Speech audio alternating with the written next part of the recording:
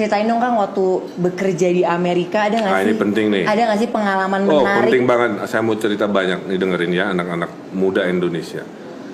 Kelebihan Amerika itu kalau kerja tidak ada KKN, ya nggak kayak di Indonesia lah. Kalau di Indonesia kan syarat sukses kamu ini IP-nya harus bagus, pinter dan orang dalam. Di Amerika mah nggak ada. Jadi saya ingat saya kerja ya pakai komputer kan, arsitek ya. Teman saya orang India nih, masuk kerjanya sama. Saya kalau ngerjain gambar komputer itu tangan kiri saya itu nggak ngeklik layar, tapi ngasih coding, ngerti nggak? Bikin lingkaran. Nah, kalau si orang India kalau mau bikin lingkaran, dia cari ikon lingkaran di layar kan, diklik dengan. Kalau saya nggak, saya tangan kiri saya nulis C, circle. Gitu. Jadi kecepatan kerja saya untuk urusan yang sama itu setengah hari udah beres. Si India saya masih kira-kira gitu ya. Sebulan gaji saya dinaikin $2 per hari. Nah, itu contoh. Ya. Jadi kalau kerja kita bagus, serius, penghargaan tinggi itu di Amerika. Saya pernah dilecehkan juga di Amerika. Karena saya orang Sunda, ya. Bukan Sunda Empire ya. Yang pusat dunianya di Bandung, yang Amerika dimerdekakan dari Banten. Saya kan gini, kalau kita orang Timur kan gini. Pak Ridwan hebat. Enggak, biasa aja. Kan gitu kan. It's a norm gitu kan. Betul.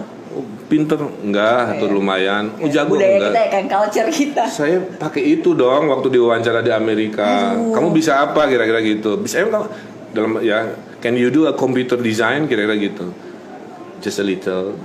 Maksud saya itu kan nggak mau nyombong gitu. Tapi kalimat just a little itu kalau di Amerika dianggap berarti kamu memang nggak bisa. Betul. Saya 3 kali gagal wawancara kerja gara-gara terlalu sopan gitu.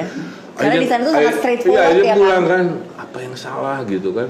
Oh, saya kurang percaya diri. Tuh, jadi kalau di Amerika harus percaya diri. Akhirnya di wawancara keempat ditanya, kamu bisa komputer?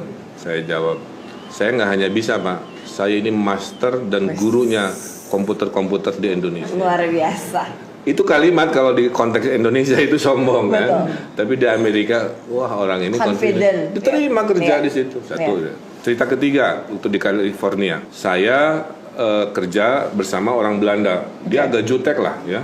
Manajer saya atasan, karena mungkin dia VOC company, saya inlander ya. Jadi saya nggak pernah diajak gaul buat kalau habis office hour tuh yang lain ngapain ya, saya ditinggalin. Ya udahlah, kan saya niatnya kerja, bukan mau hangout kan. Suatu hari ada proyek di Cina, dikerjakannya di San Francisco. Saking gedenya dibagi 2. Tim saya sendiri A, tim si manajer Belanda B. Dikasih deadline sebulan. Pas beres, yang saya yang bagus, dia yang jelek. Saya bilang, bukti dia banyak begitu zolim kepada saya. Doa orang zolim kan dikabul Allah. Akhirnya dia dipecat. 3 bulan kemudian karena gagal, saya gantiin dia. Apa pelajarannya? Jangan rendah diri. Waktu lingkungan kamu ngepres kamu kan. Yang penting kamu yakin nggak bahwa kamu ini bisa perform kan? Nah, saya gunakan mental itu kan. Ya udah. Pada saat berhasil, semesta itu mendukung kamu menjadi, makanya gara-gara saya menang sayembara, sekarang gedungnya ada di Beijing ya, yang saya desain itu. Saya akhirnya menjadi direktur di Hong Kong. Hanya gara-gara saya berkompetisi secara sehat dengan manajer yang zolim ke saya itu, si Belanda itu. Nah, jadi ceritanya itu ya. Percaya diri penting. Kemudian memindahkan tadi celaan-celaan, julidan jadi motivasi. Kamu nggak usah banyak.